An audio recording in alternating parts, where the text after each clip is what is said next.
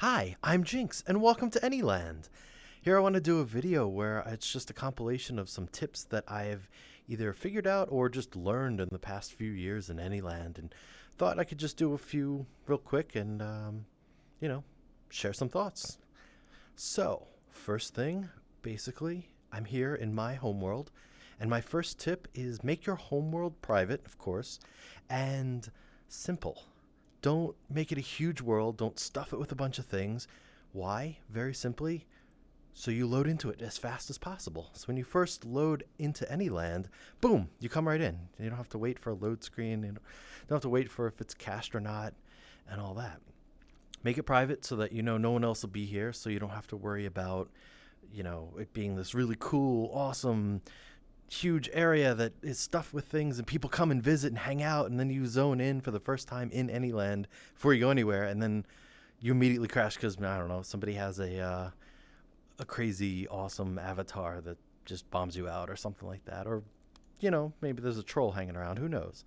So keep it simple, keep it private. Yeah, and what you can do, and I'll show you here my point of view, is you can make your very simple homeworld. Here's mine. It's fine. I have a wall of teleport places, right? I even have an art scanner, old school, just in case, because you never know. And, this way I can also get to places really fast. But I also have this, and when I approach it, it turns into a portal, and then I can actually go in, and it'll teleport me right into basically my apartment. So now this is a hangout spot where, friends can be hanging out with me and we can all just chill. But I will always have zoned in directly into my own place, my home world, which is quick to load and no chance of anything weird glitching out because it's just me. If I'm glitching out, that's me and that's my own problem. So yeah, tip number one, boom.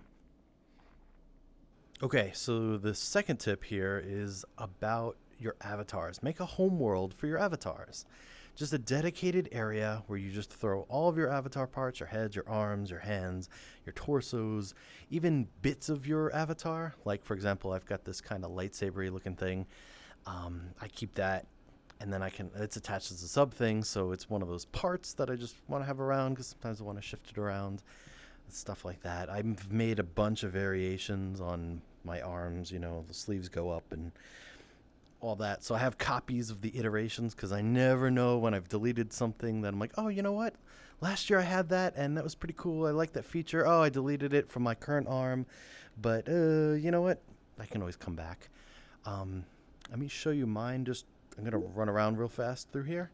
And the frame rate is low because I was not smart in the way I did this, and I put everything in way too close. So we got some heads just floating around, some old heads of mine. Yeah, and here, a bunch of arms, some old arms. You can tell how old these arms are because they're chunky, and they're the cyan color that I used to have for the first bunch of months in Anyland. And you actually see a timeline of progression, right?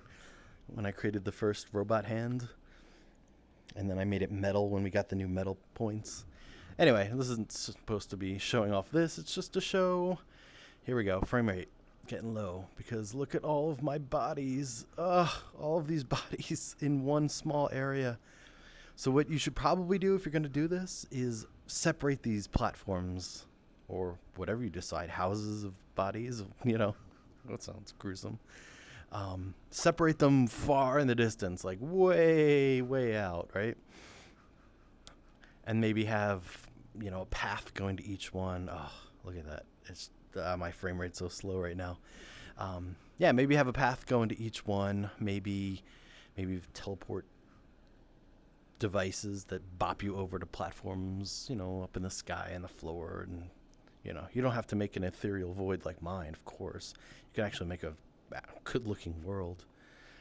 Security-wise, I would probably advise that you don't invite anyone to your private avatar world and keep it private, of course, because you may or may not want people stealing your avatar and copying it or wearing it, because that can get really awkward depending on your friendship levels and people's intent. So, that's up to you. some people have very open avatars, and some people are very attached to theirs and a certain look and stuff. So one other hot tip that I have in here, if I can get this to doesn't want to trigger, point of view mode. I have a big camera screen, and I have cameras facing it, facing away from it, and facing the side of it. So I can stand here right in front and turn on either camera and check out the alignment of my body. So when I'm putting on a new avatar and I'm not using, you know, the memorized positions of stuff, or I'm not using the head replacement, I will use that so that I can check and make sure my angles are correct and looking good. So yeah, Avatar World is a hot tip. Also, the other reason for this is in your inventory, right? I've got heads and arms, and it takes a moment to load. I've got torsos, takes a moment to load, you know, et cetera, et cetera. So keep that in mind. You know, you don't want to have it all in one spot on you, maybe, because it's just going to clutter your inventory pages. So, and then, of course, you don't want to just have it here, because you like to have it on you, so, you know, you could be organized. Yes, organized. And speaking of organizing, an organized inventory is a happy inventory. You know that. I will go ahead and remind everyone that you can organize your inventory by using scripts that let you make a button that goes straight to a page in your inventory, page 4. You can then make a table of contents, just like I have. I've made 3 pages of tables of contents because it's been getting that crazy.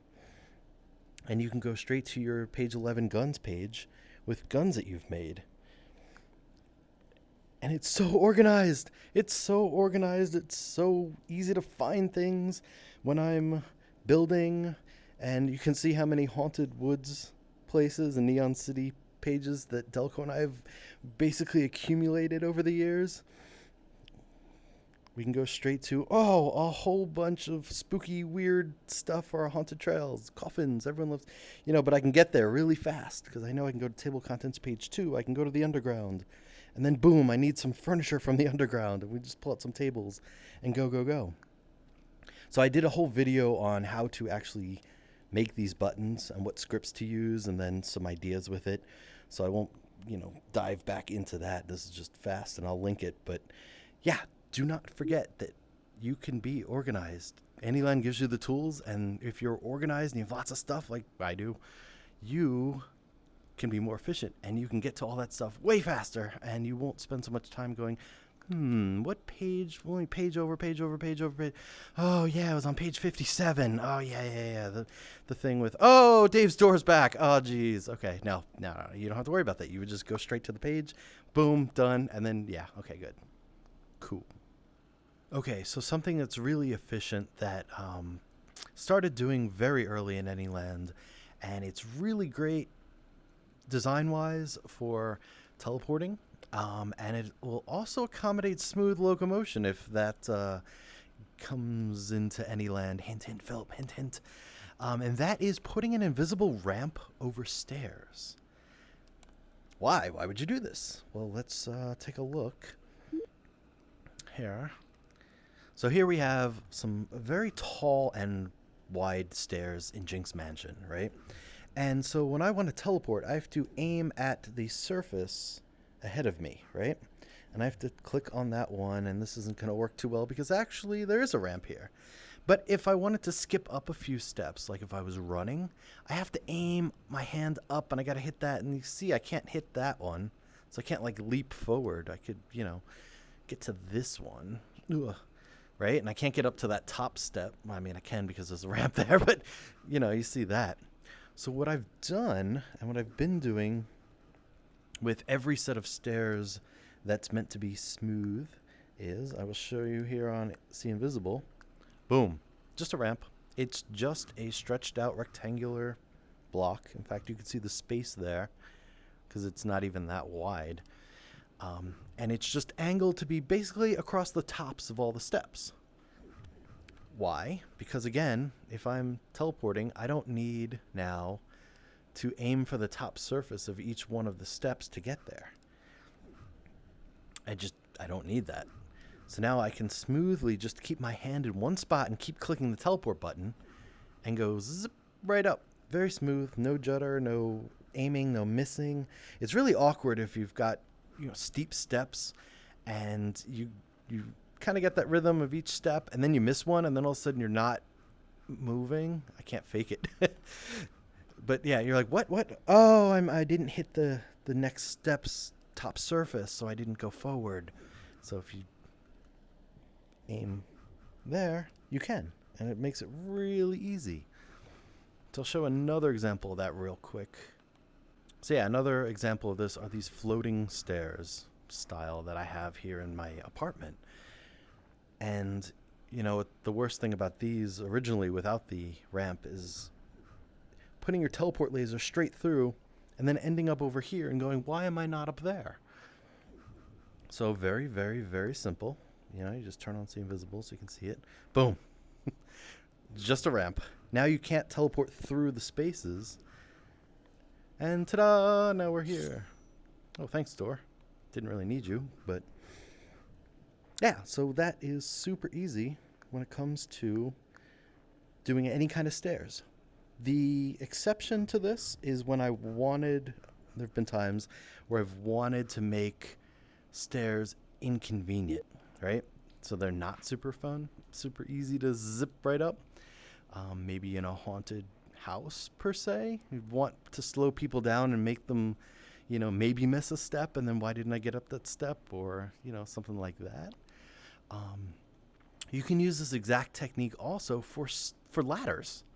Because a ladder, you just set a ladder as climbable in the thing ... menu, and the whole thing, is climbable then. But you have to teleport onto each actual block. So if you have a normal ladder with rungs in between, you have to aim your teleport laser on each rung, and that's, maybe realistically slow, but it can also be a pain in the butt, especially depending on what shape you use as the rung, because, some shapes have smaller hitboxes than others. So if you just put a rectangle all the way over the entire ladder, boom, now the whole space of it is climbable. Just boop, boop, boop, boop, boop. Nice and easy. So it's convenient. One thing Anyland is awesome for is quickly prototyping ideas, especially designs. So if you want to make a scale model of a room or a hallway or pretty much anything, it's super easy because you could just make it right here in front of you at, whatever scale you decide. And then you can play around with it and manipulate it really easily. And then you can expand it up if you want to get more of a full scale size or half scale, depending on your needs. It's really great for prototyping. So this world is actually called Model Rooms. And you can come here and read the sign, but it's a collection of just some of the actual model rooms that Delco and I have each made together for our project. So for example, the underground, this is actually where we started with this.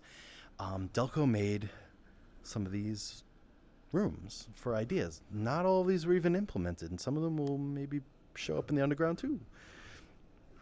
But if you remember the waterfall in the underground, this is where the idea came from. Delco put it together. We had the idea for the wraparound spiral, pathway. You come in up here. There's the waterfall. You go through there, and oh hey, yes, there is a secret passage down here in the water. So hint, hint. If you've never saw that, yeah. So we got a couple of things. This is the actual. There's a long path with a huge ceiling in the underground, about 3/4 of the way in, maybe. And you've got waterfalls on the side, and actually along the side there is this idea where you come in, there's a path, and then you continue. Yeah, so we won't show that. You can come see that. That's a surprise. Haunted Woods Trails 2, for example. We made this scale model of the whole place, extending here, the whole path, and then the village and the second tier of the village and the purple house at the end. And you can actually see a shrunk down version of this in the party cave at the beginning of Haunted Woods Trails 2. But we just started like, hey, we want to start here. We want to have a cave. We want to have this area. We'll go through here, the prison stuff. And, we just started adding on. It was a really good way to organize our thoughts and our plans for a long walkthrough experience like that. So then when we got to the village, which, I made this helpful little arrow, We want to detail it more and kind of like, how do we want that path to go? So you come in through here, and you can go into each of these houses, and you can get to this backyard, but blue door indicating where you need to go. You have to go through here to get out to the backyard and come around here to there, which we're going to up there, and then into the purple house. And then we modeled out what that house was going to look like, because we wanted to do a couple cool things with it. And again, it's just super fast to just throw down some floors and walls and some representative doors and break out a staircase, right? I mean, oh, hey, we're going to go up here, and the staircase is going to break out, but then you're going to have a door hidden, and then you continue on. Again, etc. So when we did House on the Haunted Woods Trails last year, 2019's annual haunted experience, we started doing room by room by room by room. And I just keep these in my inventory. Delco does the same, so we just decided to dump them out of our inventory. So, you could tell, here's the start. You're going to start there amongst some trees. There's going to be a wall for the front yard. The infamous ticket booth, which always has a prank. Tables that have the masks and stuff, and a cool fountain. And, we want a porch and then the house. Okay, well, that's fine.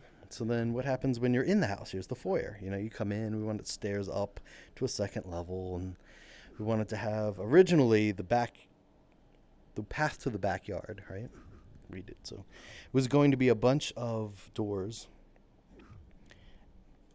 in one hallway, and not each, but some of the doors would do something. Like this one might have a knock, knock, knock, knock, knock when you passed it, and another door might make a sound of monsters behind it, etc., etc. So things evolve as you go along, and we ended up doing the PT style hallway for that. Right here. I've just modeled the simplest thing out so I could make it real fast. Real quick, the Black Void hallway in kind of towards the beginning after the Crushing Ceiling banquet hall. Basically, we just came up with this idea. Here's a room. We're going to have a door. There's going to be an invisible path. Take the leap of faith kind of thing. This is what we like to call Black Void material, basically. So it doesn't reflect any light. You shine light on it, nothing. It's just pure black. But it's uncollidable. And then I did an outer shell, which is liquid. So if you were to throw something, if you were standing in this invisible platform with the candles going to that door, and you threw something this way to test where's the limit of the void, it would just vanish. But it wouldn't float out so that other people can see it. It would then eventually kill itself on the liquid. So yeah, so a bunch of stuff.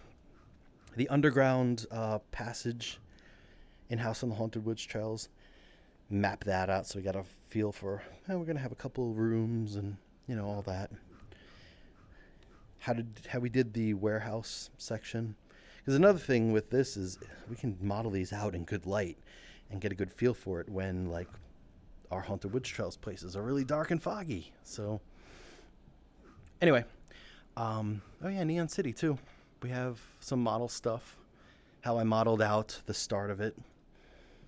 So you come in here and you go through there and take the elevator down to the basement, and then you come up through the alley. And and some buildings that we've made and prototyped, and Delgo's gigantic buildings at teeny tiny scale. So yeah, modeling rooms, modeling places, areas, all that. It's great in Anyland because it's fast and easy. Like just get an idea right out of your head. Super quick, super easy. So a handy tip for anyone who's creating a world, and especially if it starts getting long, or you are building and you're getting further and further away from the start point. Delco and I experienced this, here in the underground with Emily when we first made this place. And then it's become super handy for a lot of our worlds, especially all the haunted ones, that we need to get to where we last left off, right? And instead of going all the way through, and especially when you start having puzzles and things you have to get through to get somewhere, it makes it very handy to install a temporary teleport mechanism so that you can push a button and immediately go to wherever you last left off, maybe last night, or maybe just a nice hub area later down in the map. So this started, like I said, in the underground here. And we started getting further and further away from the start point here. And what we did was, and this was actually when we started the Alchemist Sanctum, we installed a block, and I've recreated this block explicitly for this experiment to show you guys. This block is not normally here, it's not here anymore from when we first had it. But you push the block, and it teleports you onto a specific set of, in this case it was runes that I had made to be really obvious that these don't belong here, and they are for teleportation. You actually will see... teleport, come on. You actually will see these later on in the underground, kind of as an Easter egg. But, right, so when we made the Alchemist Sanctum, you had to basically get through a bunch of our initial spots, zones, puzzles in the underground here. So the first, you had to get through the first door puzzle, and then you had to come through and the lighting the candles, and then the door switch puzzle, and then you needed Delco's rope gun, and then shoot a thing, and then you had to go through, and you had to come running all the way through to get to here. So when we were building the Alchemist Sanctum, and then actually you needed the rope gun to drop the rope down there and get across the slime lake. Yeah, so when we just wanted to be here and we were testing things and building it, we didn't have to go through all of that every time we came in. So we decided to install a teleport button, and we did it kind of in character so that when we were giving some like preview tours to our friends, they wouldn't even know or suspect. So it was just, in character with the world. In House in the Haunted Woods Trails last year, I had actually put a skeleton hand, much like the one I had a skeleton hand sticking out of the brick wall right at the front. And all you had to do was reach out and shake hands with it, and you would teleport to wherever Delco and I left off building the previous night and stuff. So that was a fun way to do it instead of just being like, oh, here's a button, you just push the button, whatever. No. Shake hands with the skeleton hand. All right. Okay, next is a cool tip that I figured out when building House in the Haunted Woods Trails. I came to me and I experimented with it, and in certain situations, fake shadows are convincing. I just was like, whoa, okay. And again, in certain situations, like a bright area, maybe with a bit of detail throwing off your brain, you can fake shadows by doing a transparent black rectangle, circles, whatever on the ground or against a wall. And so I'm here in a spooky room in House on the Haunted Woods Trails, and I'm going to show you this, my point of view, so that you can see the only light in this room, the only actual light is that sconce of lamps on the wall, and that's emitted. And if you know emitted lights, you know that emitted lights do not cast shadows. And it's blinking because every 30 seconds it's emitting a ball that's giving off light. So the shadow you're seeing here, directly under the bright light for the table, that's not a real shadow. That's not a real shadow at all. That is a circle, the same size as the actual table top, that is transparent black over the floor. Likewise, you see the shadow under the bed? You see that shadow? The very natural shadow underneath a bed with a bedspread overhanging with a bright light right there. Also fake. It is basically the bed frame, squished, duplicated, transparent black.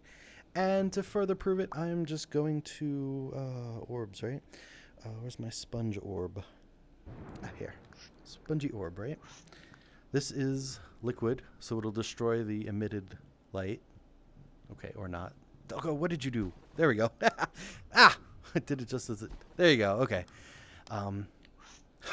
So the only light you're seeing reflecting now is maybe something from the hallway, but you still see just as pronounced of a shadow, right? And look at that shadow. Neither of these shadows should really exist.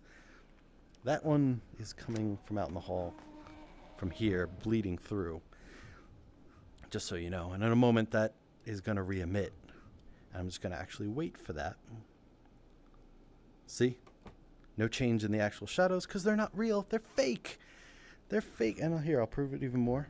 If I context laser and remotely grab the table, the shadow goes with it because that is what it is. Look at that. Oops. So you can see. Terabytes of calculations to run. Yeah, it's just that. Of course, now I've got this out of place. Creepy doll.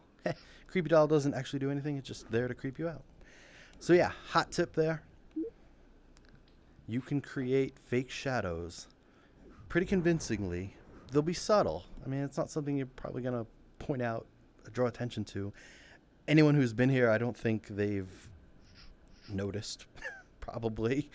But it does look pretty natural. So yeah, use any of those transparent material types that we have. Black, dark gray, whatever matches. And yeah, make your own fake shadows. And then let Anyland, run smoothly by using emitted lights instead of lights that actually cast real shadows on everything. Yeah. Have you ever wanted to have water that you could walk through waist high or knee high and, feel like you actually sunk into? It's actually really easy. As you can see here, I can move around. I'll give it a little sneak peek there. I can move around in this quote-unquote water. And again, I'm giving you a sneak peek. If I can get the camera right. Yeah, there we go. So we'll just jump over here, give you a point of view mode. So the yellow platform that you can see here, that's probably a better way to show it off. The yellow platform is actual ground, normal, walkable, as everything. The cyan-colored platform, if you will, is just set to uncollidable. And in fact, I have a second one on top that's uncollidable and is a translucent, I often call it water material anyway. It's a translucent material, so you get a kind of layered effect. So that way you can't at all walk on the water top. As you see my teleport laser, yeah, it's going right through. What you do end up doing is teleporting. Your teleport beam touches the yellow, the real floor, and then you go through. So you get this great feeling of being, in this case, waist high in water when you dive in, instead of relying on Anyland's built-in liquid and then having a thing and then you're there and then being able to go under and all that. You can custom the height. So like I said, it could be knee high, it could be waist high, it could be, neck high if you really wanted to get crazy. And of course, the only thing you might want to be concerned about is going too high is if there are any landers who prefer to sit, they might only come up to here normally, right? And so if you want to do, neck high water or whatever, liquid, you might, put some people out of place, but that's fine because, that's your choice. I love this feeling of, I'm going to walk backwards a bit here. But I love this feeling of suddenly being waist deep in water. Beach ball for effect, of course. If you can put something on top of the water to give it a sense of maybe feeling like something floating on top, like a beach ball, that will help sell it even better. But yeah, that's a cool effect. So one thing I find really useful is having the player count and the players in the world listed on the wall in an area or a space in an area where I like to work. For example, Jinx Mansion Lab here, where Delco and I are often building stuff. And, I like to see when people pop in, maybe say hi or maybe, check things out and keep going, doing what we're doing. But one thing I didn't realize until recently, and I'll show you this, is those scripts are actually active in your inventory. So here I have my tools page, the same thing, one player, and it's me currently at the moment. It's active here in my inventory page. So I can go back out and go back in, and it refreshes. So that was actually really handy. And the other thing I always do is here on my arms, I always put the player count and, on my heads up HUD, my head based HUD, well, whatever I want to call it. You know, I have the player count here, and the actual names will list here and where I am. But you could simplify all that, not need any of this fancy stuff, and just have it, you know, maybe right here on the first page of your inventory. So you just open up your inventory whenever you want to see who's in the world that you're in, or who just jumped in. So, you know, it's just in brackets people count, and then in brackets people names. And then I have this block right here is just is just a handy way to grab it in my inventory. So, yeah, hot tip. So, this has been a bunch of tips that I've learned or thought up of and wanted to share. Hopefully inspire somebody, you know, that'd be great. I do like to help as when I can, when I'm available, and that's why I make videos. Hopefully people benefit from them. And yeah, so, you know, shoot some tips maybe in the comments, or, you know, we can talk about stuff there, and maybe other people can contribute some of their own hot tips and some conveniences and all that. Other than that, you know, as I say, have a great night.